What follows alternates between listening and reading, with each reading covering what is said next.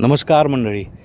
ज्या मैदानाची प्रतीक्षा सबंध बैलगाडी क्षेत्र बघत असतं असं मैदान कोरेगावचं मानाचं हिंदकेसरी मैदान. आत्ता आढावा घेऊया. तयारी चालू झाली आणि पूर्ण यात्रा कमिटी आहे आत्ता. तर विचारूया कशी तयारी चालू आहे, ह्या वर्षी मैदान कसं भरलं जाईल. चला या माझ्याबरोबर.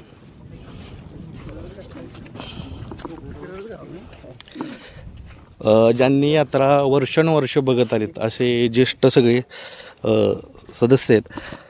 बैलगाड्याचं स्वरूप कसं राहणार आहे, ह्या वर्षी बक्षीस कशा पद्धतीनं राहणार आहे, कारण एक मोठं मैदान, पारंपरिक मैदान, हिंदकेसरी मैदान, कशा पद्धतीनं बक्षीस राहणार आहे. बक्षीस सालाबादप्रमाणेच ह्या वर्षीही प्रथम क्रमांकासाठी 1,01,000, द्वितीय क्रमांकासाठी 81,000 रुपये, तृतीय क्रमांकासाठी 61,000 रुपये, चतुर्थ क्रमांकासाठी 51,000 रुपये, पंचम क्रमांकासाठी 41,000 रुपये, षष्टमसाठी 31,000 रुपये व सातव्या क्रमांकासाठी 21,000 रुपये अशा पद्धतीनं बक्षीस स्वरूप राहणार. त्याचप्रमाणे यात्रा कमिटीतर्फे विजेत्या ज्या बैलगाड्या आहेत त्या दोन्ही बैलगाडी मालकांना 2 शिल्ड ही यात्रा कमिटीच्या वतीने त्या ठिकाणी देण्यात येणार आहे. आणि सगळ्यात महत्त्वाचं, प्रवेश फी किती राहील या मैदानाला. प्रवेश फी नियमाप्रमाणे आता बैलगाडी संघटनेच्या नियमाप्रमाणे 1% प्रवेश फी आकारली जाते. पण या बैलगाडी क्षेत्राला चालना मिळावी यासाठी सर्व यांनी एक 0.5% या ठिकाणी प्रवेश फी केली. म्हणजे 1,000 रुपये होते ते 500 रुपये या ठिकाणी प्रवेश फी घेण्याचं. 500 रुपये प्रवेश फी असणार आहे. आता दादा तुम्ही सांगा, तुम्ही राजकीय क्षेत्रात फिरता, सर्व मैदानंही तुम्ही बघता, तर वेगळं पण काय आहे कोरेगावचं, म्हणजे का बैलगाडी मालकांना ह्या मैदानात यावं, काय सांगाल वेगळं पण.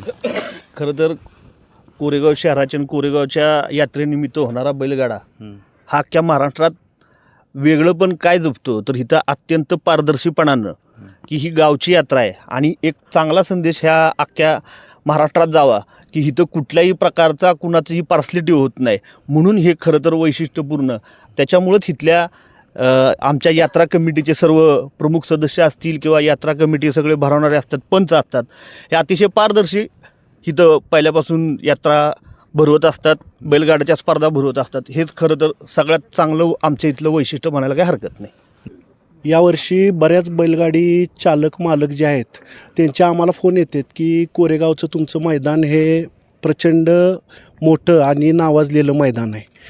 तर अनेकांचे फोन आलेले आहेत की तुमच्या या जिथून बैलं सुटते आहेत तिथून ह्या पुढच्या त्या ज्या फाट्या आहेत त्या फाट्यात जी दगडं आहेत ती दगडं तुम्ही वेचून घ्यावीत, असं अनेक बैलगाडी मालकांचं महाराष्ट्रातून आम्हाला यात्रा कमिटीला बऱ्याच जणांचे फोन आलेले आहेत.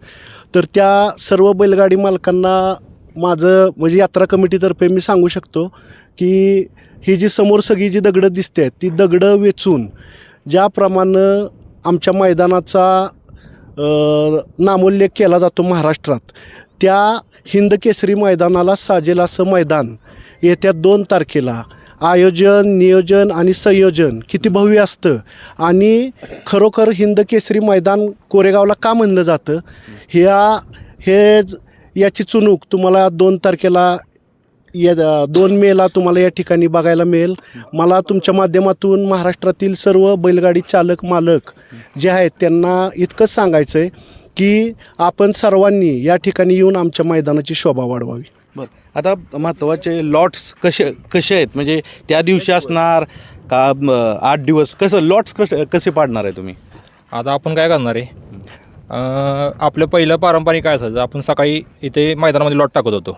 परंतु आता काय झालं आहे, संघटनेचा नियमच असा झाला आहे, एक बैल एकदाच पाहिला जातो. त्यामुळे आपण आता ऑनलाईन नोंद घेणार आहे. 25 एप्रिल ते 1 मेपर्यंत आपण त्याची ऑनलाईन नोंद घेणार आहे आणि 1 तारखेला त्याचे लॉट आपण भैरवनाथ मंदिरामध्ये काढणार आहोत. बरं दादा, आता तुम्ही फिरत असता, इथल्या मैदानात एक वैशिष्ट्य आणि तुम्ही वर्षानुवर्ष बघत आलेलं आहे, इथं अतिशय चांगल्या पद्धतीनं बाकी गोष्टी असतात, म्हणजे कुठला अडथळा जनस्थिती नाही आहे, बाण नाही आहे, त्याच्यानंतर बसण्यासाठी महिलांनाही आसन क्षमता केलेलं आहे. तर काय सांगाल अजून. खरं बघायला गेलं तर कोरेगावची भैरवनाथाची यात्रा ज्या पद्धतीनं कोल्हापूर हे कुस्तीचं माहेरघर आहे, तसं बैलगाडी शर्यतीचं माहेरघर हे कोरेगाव शहर आहे. आणि या कोरेगाव शहरातील जे सर्व पंच कमिटी असेल, हे सर्वात पहिली गोष्ट म्हणजे की राजकारण विरहित असते आणि बैलगाडीची यात्रा म्हणजे या ठिकाणी कोरेगावचा एक मोठा महोत्सव असतो. आणि एक 15 ते 20 दिवस अगोदर या ठिकाणी सर्व ज्या पद्धतीनं असंख्य महाराष्ट्रातील सर्वात मोठी या ठिकाणी यात्रा भरते, महाराष्ट्रातील सर्वात मोठी बघ्यांची गर्दी या ठिकाणी प्रचंड होत असते. मग त्या लोकांना कशा पद्धतीनं या ठिकाणी कोणत्याही प्रकारचा अडथळा निर्माण होणार नाही. संपूर्ण जेवढं जे मैदान आहे ते मैदान चारी बाजूने चोख बंदोबस्त केलेलं असतं की जेणेकरून बैल पळत असताना त्यांना अडथळा येऊ नये. आणि दुसरी गोष्ट त्याचबरोबर या ठिकाणी सर्व लागणाऱ्या नागरिकांना त्या दिवसभराच्या सर्व सुविधा त्या ठिकाणी केलेल्या असतात. सर्वात महत्त्वाचं म्हणजे येणाऱ्या सर्व लोकांना बसण्यासाठीचे एक चांगल्या पद्धतीनं छत तयार केलेले असतात, जेणेकरून सकाळी 6 वाजल्यापासून जे इथं वर्दळ सुरू होते ते संध्याकाळी फायनलचा फेरा होईपर्यंत जवळपास 7-8 वाजेपर्यंत असतात. परंतु या पूर्ण दिवसामध्ये कुठल्याही प्रकारचा लोकांना या ठिकाणी ताणतणाव आणि कुठलेही कष्ट पडू नये अशा पद्धतीचं या ठिकाणी सर्व नियोजन केलेलं असतं. आणि अजून एक म्हणजे तुम्ही बघितलं असेल भरपूर ठिकाणी मैदान होतात, पण इथलं जे प्रेक्षकांचं जे नियोजन काटेकोरपणे जे स्वयंसेवक काम करतात त्यामुळं हे एक वेगळ्या पद्धतीचं इथं यश दरवर्षी असतं. तर ह्या वर्षी कसं असणार आहे ते? ह्या वर्षीसुद्धा म्हणजे शेवट गाड्या जिथून सुटणार आहेत तिथून ते सीमारेषेपर्यंत दोन्ही बाजूनं आपण बॅरिगेशन चांगल्या पद्धतीचं करणार आहे. तसेच पुढच्या बाजूला सुद्धा आम्ही काकांना रेलिंग करत असतो, जेणेकरून या ठिकाणी येणाऱ्या गाडी मालक असतील किंवा प्रेक्षकांना कुठल्याही पद्धतीचा त्रास होऊ नये ह्याचं पूर्ण चोख नियोजनबद्ध केलेलं आहे. आणि गेल्या वर्षी ज्या चुका होत असतात त्या दरवर्षी आपण सुधारत असतो. तशाच पद्धतीने यंदासुद्धा नवीन जे करता येईल त्या पद्धतीने आपण करून जेवढे आपल्याकडे गाडा चालक येणार आहेत त्यांच्या चांगल्या सुखसुविधा आणि त्यांना कुठलाही अपाय होऊ नये, तसंच आपल्याला ह्याच्या ॲम्ब्युलन्सची सुविधा असू दे, पाण्याची व्यवस्था असू दे, ते पूर्णपणे चांगल्या पद्धतीनं यात्रा कमिटीच्या माध्यमातून केली जाईल. आता थोडं इथले बैलगाडी अनेक मालक आहेत इथं, तर बैलगाडी मालक म्हणून तुम्ही सांगा की तुम्ही फिरत असता, सगळीकडे फिरत असता, महाराष्ट्रभर फाट्या बघत असता, तर ह्या फाट्याची कशा पद्धतीनं लांबी किती ठेवणार आहे, रुंदी किती ठेवणार आहे? फाटीचा पल्ला हा 1000 फूट राहणार आहे आणि फाटीतला आतील अंतर 15 फूट ठेवणार आहे. बरं, आता मला फाटीविषयी सांगा. बऱ्याचशा लोकांना माहिती आहे इथली फाटी महाराष्ट्रातील सगळ्यांना माहिती आहे, कारण बैलगाड्या भरपूर होतात इथं. तर कशा पद्धतीनं फाटी पाळण्यासाठी बैलांना कसं राहणं आहे आता सगळ्यांना माहिती आहे, पण तुम्ही सांगा एकदा. फाटी ही अतिशय मऊ आहे, म्हणजे पूर्णपणे माती आहे. ह्यात कुठलाही दगड वगैरे फाटीमध्ये तर नाही आत. आणि फाटी पाळण्यासाठी आदत वासरा असो किंवा मोठी बैल असो, फाटी पाळण्यासाठी एक नंबर आहे. ही फाटी सर्व बैलगाडी मालकांना ज्ञात आहे. त्यामुळं जादा काय सांगण्यात म्हणजे मजा नाही, सगळ्यांना माहिती आहे फाटी कशी आहे. आणि मैदान 2 तारखेला होतं आहे. तर आपण रूपरेषा घेतोय प्रथमदर्शनी, काय सांगाल अजून? ऑनलाईन पद्धतीनं ही नोंदणीचं नियोजन ह्या वर्षी केलेलं आहे.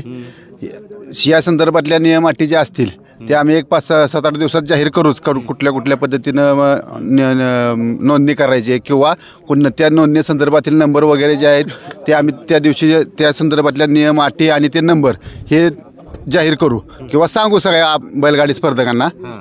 आता फक्त मित्रांनो जे बैलगाडी मालक आहेत त्यांना तयारीला वेळ भेटावा म्हणून ही सगळी मंडळी आलीत की आत्ता आज तारीख आहे 16, भरपूर दिवस आहेत अजून, पण तयारीला वेळ भेटावा, पैरे व्यवस्थित व्हावं म्हणून त्यांनी सांगितलं एक रूपरेषे म्हणून आपण घेऊया.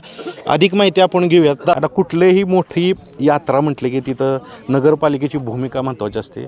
आपल्यासोबत नगराध्यक्ष आहेत, कशा पद्धतीनं असणार आहे तिथं, कारण काय मोठ्या प्रमाणावर प्रेक्षक येतात, अनेक बैल येतात, तर कशा पद्धतीने नियोजन असणार आहे? कोरेगावची ग्रामदैवत असलेलं भैरवनाथाची यात्रा ही महाराष्ट्रातली नामांकित यात्रा आहे. इथं मोठ्या प्रमाणात प्रेक्षक वर्ग येतो. तसंच बैलगाड्यासुद्धा आपल्या महाराष्ट्रात सगळ्यात जास्त रेकॉर्ड ब्रेक बैलगाड्या येतात.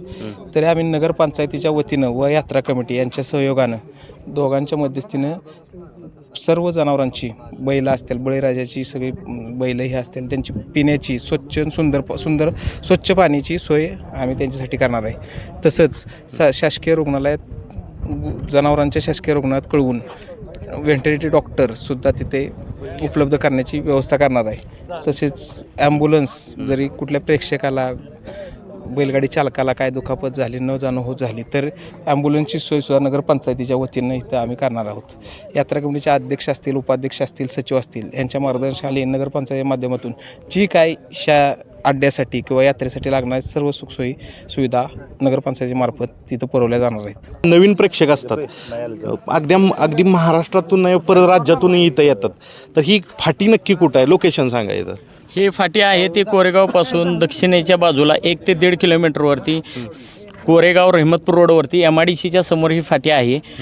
आणि त्या फाटीमध्ये अंतर साधारणतः 1-1.5 किलोमीटरचं असेल. बरं, कसं यायचं जवळचं अंतर सांगा. जवळचं अंतर म्हणजे जर समजा कराडाकडून जे येणार आहेत त्यांना रहमतपूर मार्गे ते येऊन MIDCच्या समोर येतील आणि जे साताराकडून आणि फलटणच्या मार्गे पुशेगावकडून येणाऱ्यांना ते नोहिंद भवन चौकापासून MIDCपर्यंत DP बसोली कॉलेज साधारणतः त्याच्या जवळपास आहे ही फाटी. जाता दादा शेवटी काय सांगाल तुम्ही? बैलगाडी मालकांनी 1 तारखेलाच लॉट पडणार आहेत, तर 2 तारखेला बैलगाडीचा अड्डा आहे.